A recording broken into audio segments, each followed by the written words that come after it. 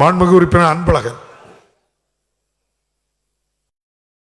மாண்புமிகு பேரவைத் தலைவர்களே, கும்பகோணம் மாநகராட்சியில் 1967ஆம் ஆண்டு ஆரம்பிக்கப்பட்ட பாதாள சாக்கடை 60 ஆண்டுகளுக்கு பிறகு பழுதடைந்திருக்கிற இந்த சூழ்நிலையில் இன்றைக்கு கும்பகோணம் மாநகராட்சி கொஞ்சம் வார்டுகள் விஸ்தரிக்கப்பட்டு தாராசுரம் சேர்க்கப்பட்டதுக்கு பிறகு பல இடங்களில் சாலைகளில் அந்த சாக்கடை நீரும் குடிநீர் நீரும் கடந்து செல்கிற அவல நிலை இருக்கிறது.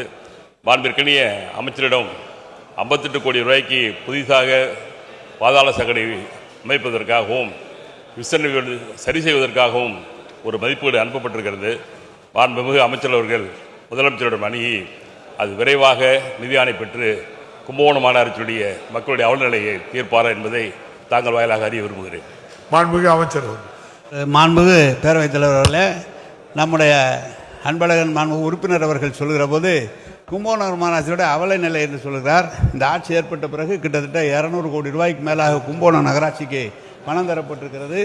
அவருடைய வாய்க்காலை சரி செய்வதற்காக அது கூட திட்ட மதிப்பீடு செய்யப்பட்டிருக்கிறது. கடந்த ஆண்டு வாய்க்கால்கள் மழைநீர் வடிகால் வாய்க்கால்கள் கட்டுவதற்கு கொஞ்சம் இல்லாமல் கடந்துக்கு முந்தைய ஆண்டு தான் அது தரப்பட்டது. இந்த ஆண்டு ஒதுக்கப்படுகின்ற போது மழைநீர் வடிகால் வாய்க்கால் கட்டப்பட்டு சாலைகள் எல்லாம், ஏனென்றால் 2 பக்கம் ரீட்டைனிங் வால் இருந்தால் அந்த சாலைகள் அதிகமாக பழுதுபடாது, நீண்ட காலம் வரும் என்ற காரணத்தால் அந்த திட்டத்தை முன்னுரிமை தந்து இந்த ஆண்டு செய்ய சொல்லி மாண்புமிகு முதலமைச்சர் சொல்லியிருக்கிறார்கள்.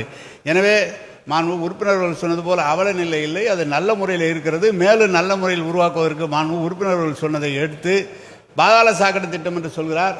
பாதாள சாக்கடை திட்டம் நிறைவேற்றுகிற போது அதை தோண்டி மீண்டும் அதை கொண்டு வருவதற்கு 2 ஆண்டுகள் ஆகும். அவர் மறுபடியும் அதை சொல்வார்.